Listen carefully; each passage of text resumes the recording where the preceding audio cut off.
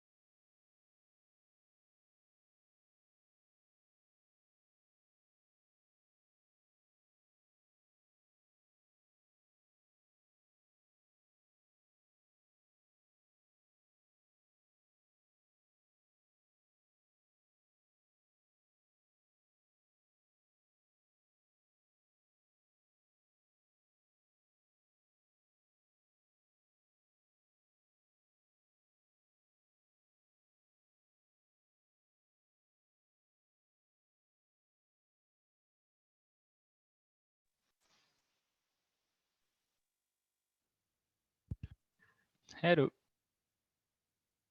Hi. Hello.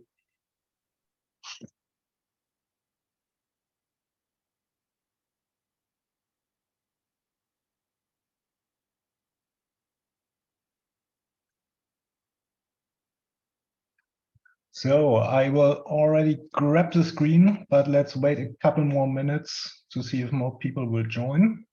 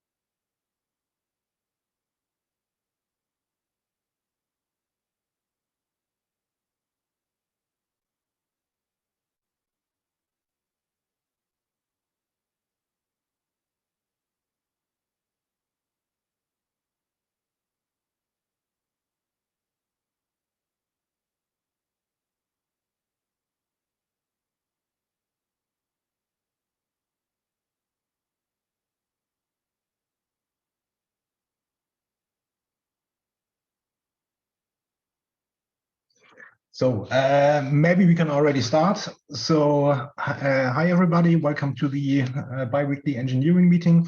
Shubham couldn't make it today, so he asked me to take over.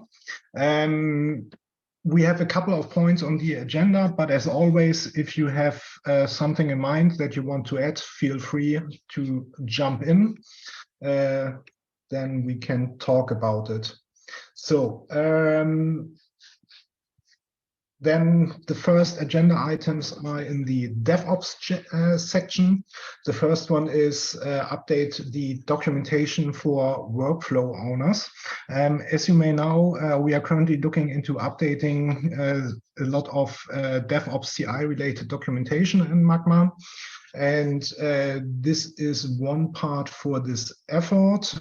I will open it very quickly. So this is the documentation how to contribute code, and the changes were happening in the continuous integration section. Before we changed this, this was a huge table of workflows together with workflow owners and some helpful steps what you can try to do if one of these workflows fails. This list was outdated and a lot of jobs were missing there. So we decided to do another approach to make to basically move the documentation to the workflow files itself and just describe here how you get this information. Instead of going through this here completely, I will show you a little bit hands-on how this is looking. This utilizes the GitHub key. I don't know if you know this command line tool. It's very helpful if you don't want to look around manually in the GitHub Actions overview pages. So it's a small key provided from GitHub. And if you, for example, want to see the last couple of pull requests, you can execute GH-PR list. And then, for example, PR,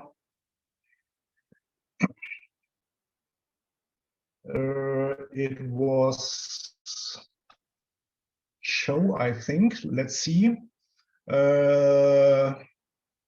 What did I have in mind? For example, here are some MyPy fixes for the LTE gateway. Sorry, it was not show. No, I remember. It was checks. So what we now see is an overview, what you also see on the pull request overview page, what CI jobs were running on this pull request and what is the status. And we can even filter all required checks. Then we see all checks that must be green in order to merge a pull request. You can see it here listed if it was successful or if it was skipped because the change is not related to this workflow. We can also get an overview. Sorry, GitHub, of course. An overview what workflows exist in Magma. If we add -A, we see all workflows. So even if there is a workflow that is disabled, no? We can get more details here.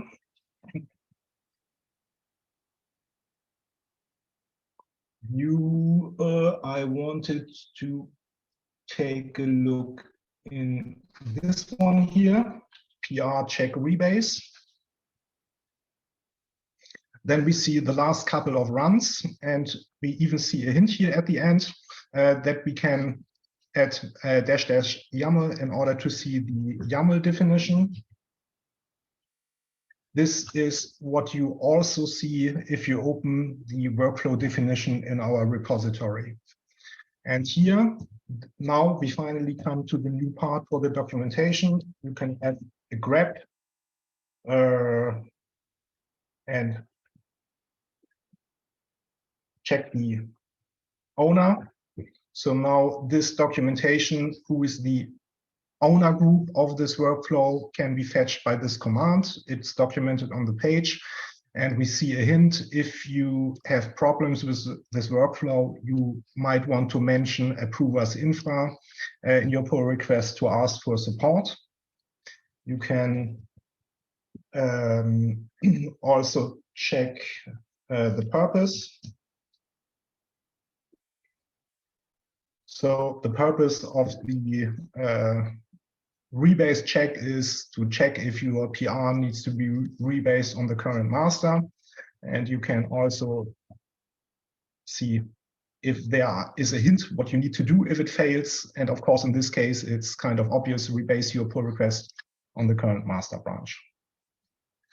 Yeah, in detail, this is documented here, but we still have a couple of workflows that are not, or jobs that are not modeled by GitHub workflow definitions. This is, for example, the merge freeze job, the Magma OAI Jenkins workflow, and our CodeCuff IO integration. Yeah, that's it for this part. Any questions? Then I will just jump over right to the next documentation part. This is a general workflow documentation. You can also find in the Magma GitHub wiki. So this page is completely new, and it describes in more detail what workflows do we have. We have workflows that run on pull requests, so pre-merge workflows. We have workflows that run only if a pull request is merged back to master. So the post-merge workflows with a link to the overview page you might know for the post-merge workflows, where you see an overview for, why it's not loading now, an overview with a status result for important workflows that run after a merge, and a description for the different parts where you can find the workflow definitions and what they are do in general.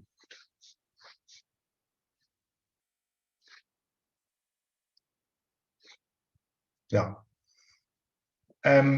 That's about the documentation part. FYI, there is a new workflow added recently that checks the Python code with Pylint, but only on diffs. So if you change something, it will be checked with Pylint, but not the complete code base. So quick example for that one. Here is a failed run. And if you look at the end, you get the result and see that in this example, there was F strings used in logging. This shouldn't be done. For logging, one should use a lazy person formatting. So just as one example, and a green run where we don't need to look inside, nothing failed here.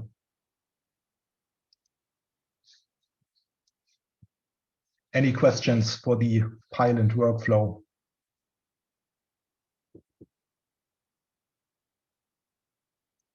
Then I will give over to Marco about the Docker Compose version 2 merge.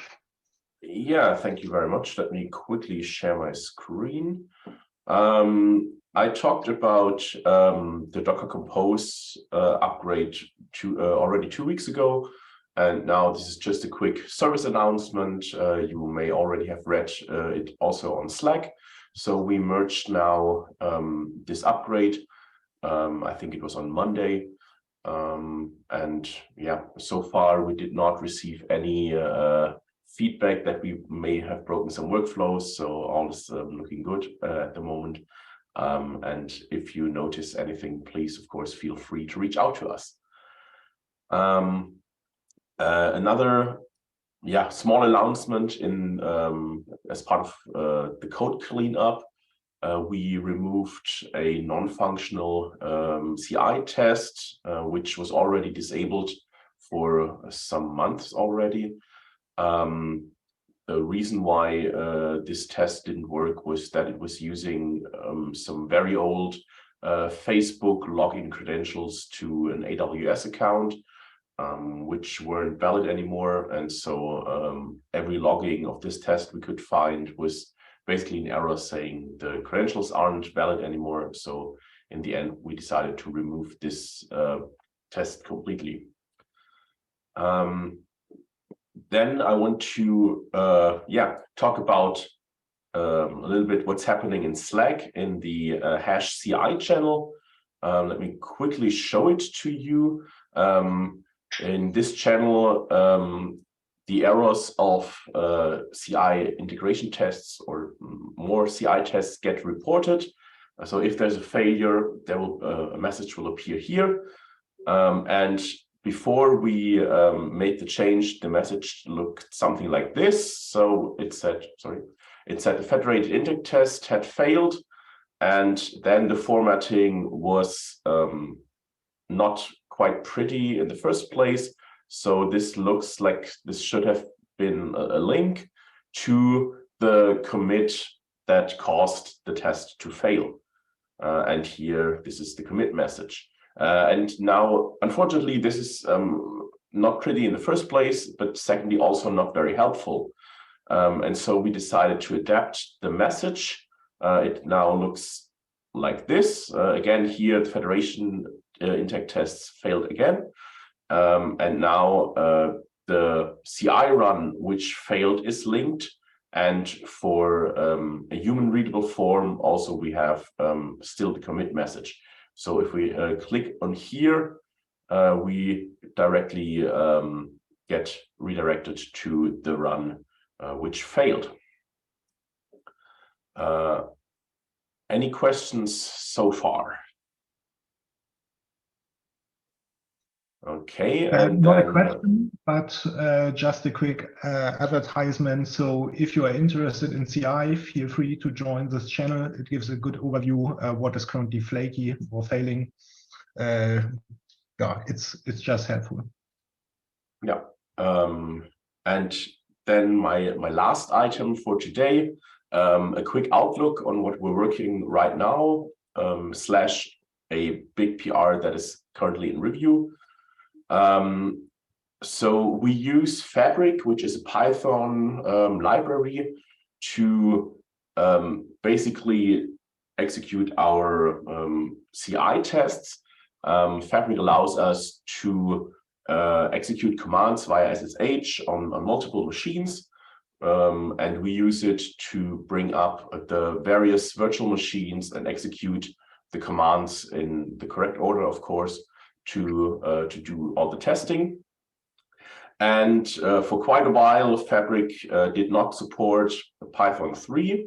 So it got forked, and the fork then had this, or supported the newer Pythons. And we used this fork, but since the original version now caught up, the fork was archived. So we switched back now, or we're trying to switch back now to the original repo. And with this switch now come various syntax changes. For example, you see here, before we had the Fabric commands with an underscore, and this is now a dash. And also the options here are structured a little bit differently. If you're interested, this is like the whole major difference in the syntax. And so far, the tests are looking quite promising. And this is in review, and we'll see when we get it merged. And that was it from me. I guess, Niels, you will continue with the second advertisement for today. Yeah, thank you. Yeah, you can just, or I will share again. 1 second.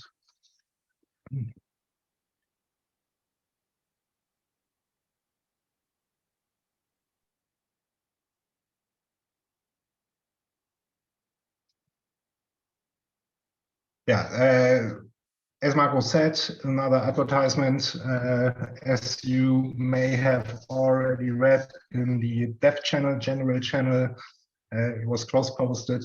On February 1st at 8 a.m. Pacific time, we organized a Magma CI show and tell question and answer meeting. So feel free to join if you are interested in these topics. We will provide a little content, talk about the Magma CI in more detail, but if you come with questions, it would be really helpful. So if you're interested, feel free to join. We are looking forward to see you there. Yeah, that's an essential step in the community migration handoff phase, where we think that we will transport some of the essential knowledge to keep the project running to the community. So please join if you think you can have an impact there. Niels and Max, I just want to make sure that this is will be recorded and let people know that whatever area we put all these recordings as part of knowledge transfer. Yeah, this meeting is recorded. I asked Kendall to add recording functionality to this meeting. It will then be added to a page we create, to an overview page where everybody can access it. Of course, feel free to use the recording to get an overview, but I mean, you know it from other meetings, it's always better to be there in person. You can ask questions and so on. So I would be happy if a lot of people will join, but of course the recording will be provided. Great, thanks. Okay. Then a quick update for the test stabilization efforts. As you know, we have various integration tests for the FEG, for the carrier Wi-Fi gateway, for the access gateway, and for the access gateway we actually have 3 integration tests versus a make-created Debian file versus a Bazel-created Debian file and versus a containerized AGW. For the containerized AGW, these tests are rather new. So at the beginning, not all integration tests were executed versus this environment because some were failing. We took a deeper look. Now all tests are executed versus this environment. They are still very, very flaky. So there's more effort needed to make them more stable and analyze why some tests are working correctly or very stable versus a Debian environment, but not that stable versus a containerized environment. But at least I'm happy that for the first time we see a couple of green runs. So it's actually possible that all tests are successful versus this environment. But as you see, there is a lot of red in between. So the tests are still very flaky in this setup.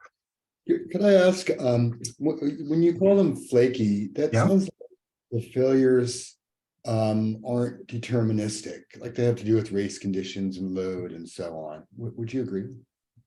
Yes, there are various reasons. So for in some cases, there are more or less infrastructural problems. For example, we have 3 virtual machines that are usually involved in integration tests. So a machine where Magma is running, 1 machine where the tests are executed, and 1 for traffic coordination. And sometimes a machine just does not boot correctly. It happens sometimes, it's under investigation. But you are correct, there is some non-determinism involved. So sometimes tests are just flaky. These are integration tests, they are complex. So race conditions might happen in some places and it needs to be analyzed how this can be stabilized.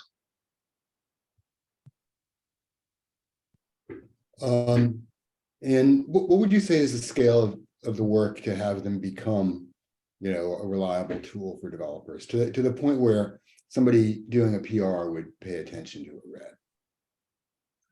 Sorry, can you repeat the question? I didn't get it completely. I'm wondering about the scale of the work to get the tests reliable enough to, you know, really use them. Oh, I don't know how to really answer this because I can't really say it takes, I don't know, a week for a developer to analyze one test, because the reasons for the failures are very different. So sometimes if you spot, sometimes it might be harder. Marco, feel free. To give like a ballpark, we're talking about 2 or 3 flaky tests out of maybe 80. So the most tests are running quite stable, but as Neil said, I mean, it's not that much tests, but as Neil said, it's quite hard to predict how long it would take for developers per test to get them reliably stable. And what do you think is the extent of the harm caused by the flakiness? Like, does it really matter?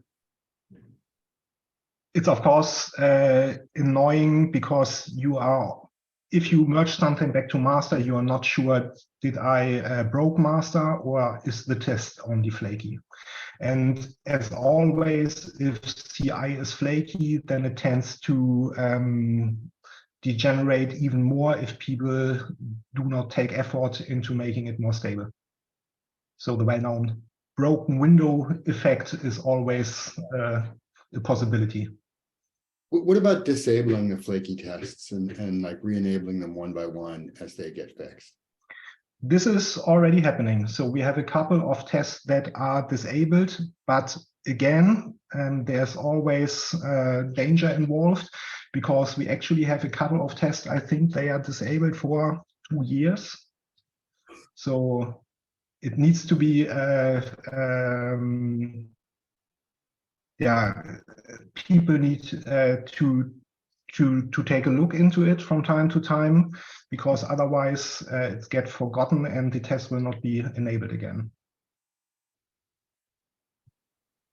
I think that you're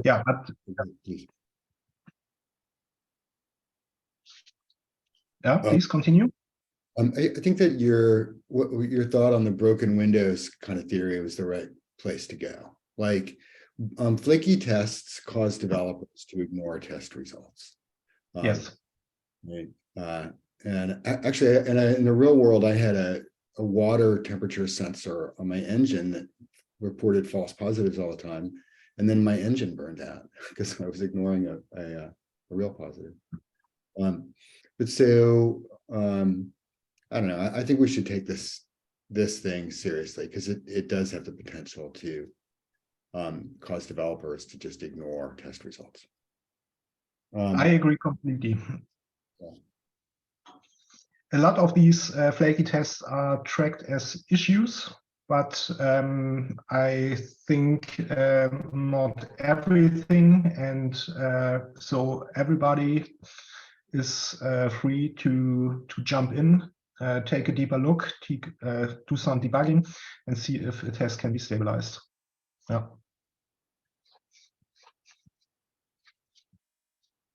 Any more for the test stabilization?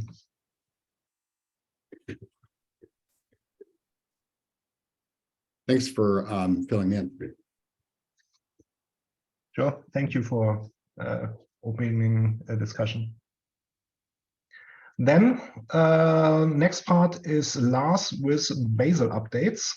I will give you the screen. Hi, everyone. Yeah, so a couple updates on the Bazel side. So first one is regarding Sentry. So up to now, we've been building the CPP services in the build all workflow in the AGW build job. And we've uploaded them to Sentry, but this was kind of outdated. Also, the version was still set to 1.7. But now this job is moved to the Bazel workflow because we already built all of these services for the job that builds the Debian package. So now we upload the Bazel build CCPP services to Sentry, and the version is now set to the 1.9 version. So if you go to the Sentry website and log in, you can see that the releases appear there. And then you might have already noticed the Bazel documentation is now online on the Docusaurus. And yeah, thanks again to Guillaume and Rashmi for feedback. It's of course still sort of a living document. So if you're missing something here, if something is unclear, or if you think something is incorrect, then please get in touch either via the Slack channel or email or on GitHub or somewhere.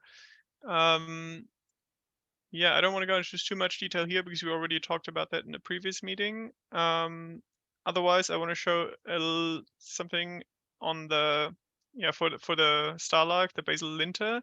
So there were some changes to how we use this. In particular, now we only lint the current directory, and I just want to briefly show in general how this works, just because I don't know if everyone's aware. So if you're working on some build files, and you might be making some changes here. I made some changes on this target in this build file here, just as an example. And to get the formatting right, you can just use the script, which you can find in Bazel scripts, and it's called run buildifier, which is a Starlark formatter and linter. And there's two options. So if you just run the script like this, it's just going to tell you that there are two arguments, either check or format. So you can just run the check, and that is what's running in CI in the Bazel workflow. And it's going to look at all the build files, and it's going to tell you that, yeah, this one, you can see here, it's the same target. There's some incorrect formatting here. The lines aren't in the right order. And then if you just run it with the format argument, it's going to go through all these changes and fix them for you. So now, if you run check again, it's going to be green. So just as an FYI, this is a step that would be useful if you're working on these build files because you're working on the tests or services. All right, that is basically it, unless there's some questions on any of these topics. And if not, then I would hand over to Lucas. All right, thanks. I'm going to keep this short, but in the spirit of just keeping people informed, so everybody kind of has a good global view of what's going on. Seb Wolf filed this ticket about switching to a well-maintained Redis library.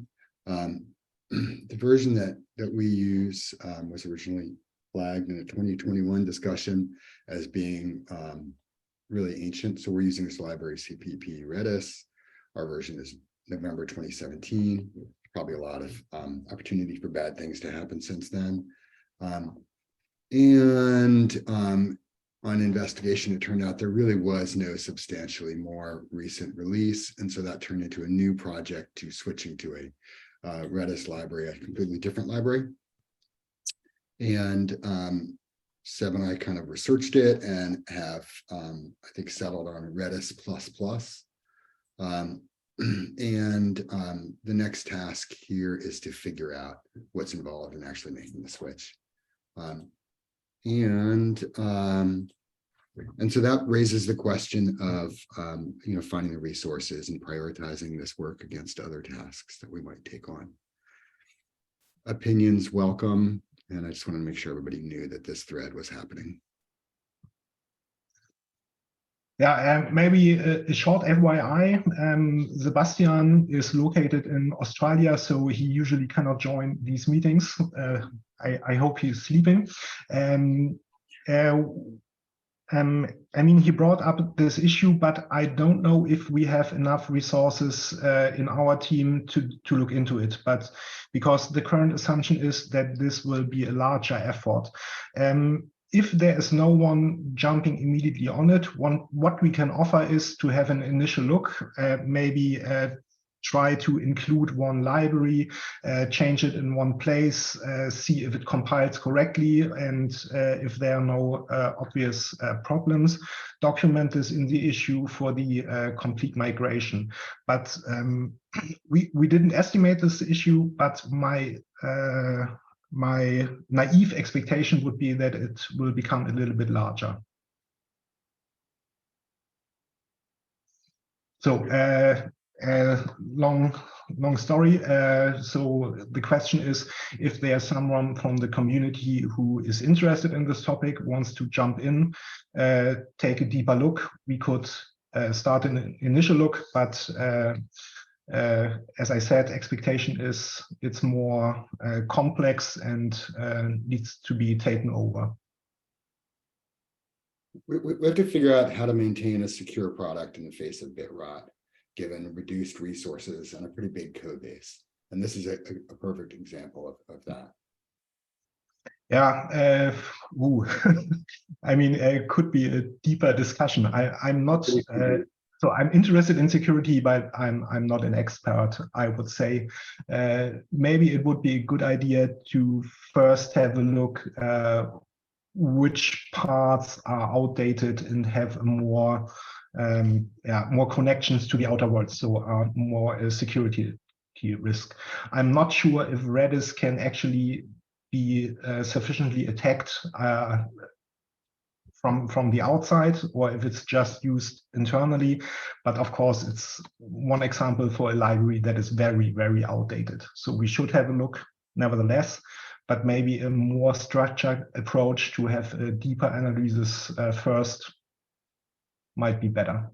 Yeah, I see the wisdom in that, because it's pretty far inside and pretty far away from any attacker. Like estimating the scale of the work to do this by like upgrading the library in one place and seeing if it built properly and so on would be a useful contribution, but it would also take time. Like, how does that prioritize against other things that you guys have to do? So our first priority for now is, of course, the handover. So it's a lot of documentation and finishing parts that we started. So again, we have it in our backlog, but I don't expect it currently that we will finish this in the given time, because we have other issues that currently are more important for the handover. Makes good sense. So I think the important thing was to have this conversation and figure out, you know, of course. But again, we have this town hall meeting, and I think a feedback channel is currently being established. And if the feedback from the community is that this topic is way more important than other handover topics, then of course we will consider it. Thank you for this time. Yeah.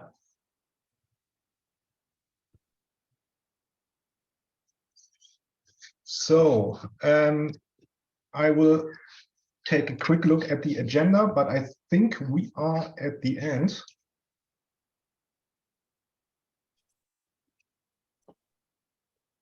So is there anything else someone wants to bring up for the engineering meeting? Yeah, maybe I have a point here. If nobody else is Sure. anything. All right. So I've been with my colleagues from Canonical working on writing a snap for Access Gateway. This snap would contain both Access Gateway and all of its dependencies. So we were just talking about security, and by building it, we were, of course, looking at all the dependencies that need to be built. All of those would be packaged inside of a snap. So whenever you install that thing, you get all that you need. The reality is there's a lot of things that need to be built from the snap point of view, and those include OVS with patches from multiple years ago. So we're talking about what prioritizing. Well, looking at the set of dependencies that we are building Magma upon, and letting go of all the ones that are very old and replacing them with maintained stuff. We don't need to build everything, and the truth here is that we're building much more than what we should be building. we shouldn't like rebuild most of those dependencies. But that's what we have. So what I want to say here is, well, we have I think a working snap, but I'm happy to receive feedback and comment from anybody that wants to test it out. The process of installing it is fairly straightforward. It's going to be much quicker than installing Access Gateway with the current state of things. With like you won't have to clone the project or anything. You just do a snap install. So yeah, that's what I had to say. Does it make sense to create a workflow to run the integration test versus a snap setup environment? Yeah, I would. Yeah, that definitely would make sense. The truth is, right now we've been testing the snap manually, installing it, checking if it like integrates with Orchestrator and all that stuff. And yeah, of course, integrating it with the existing integration test would be perfect. I'm also like right now, this project lives inside of the canonical org. I'm more than happy to give it out to Magma. It just I don't want it to die there and not be maintained. So I just like so I'm more than happy to give it away here and keep on contributing to it. So yeah. Yeah. So if you're interested, you can approach us in Slack. Then we can point you to the current integration test workflows, and you could have a look if can be easily integrated to set up an environment and run the integration tests. Okay. Awesome. Yeah.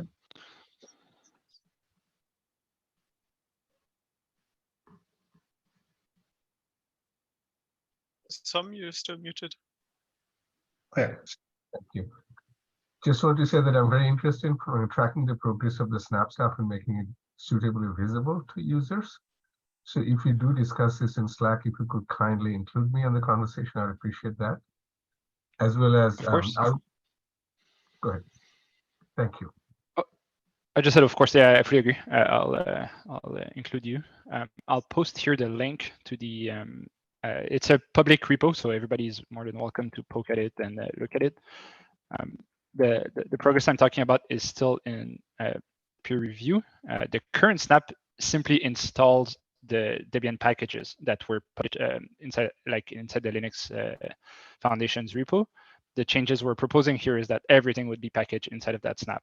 It's still Debian. It's still the same Debian packages. It's just that now they're built whenever you build the snap. You don't need to point to this external artifactory. But yes, I'll definitely include you.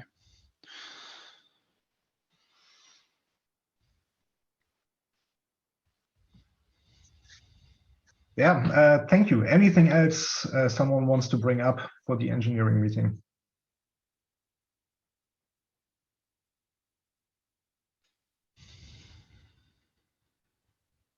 Then, thank you very much. Let me say I enjoyed the discussions today a bit more than the last couple of meetings. This is a nice progress. Thanks a lot to everybody. And have a nice day, have a nice evening, and see you next time. Bye-bye. Bye-bye. Bye. Bye.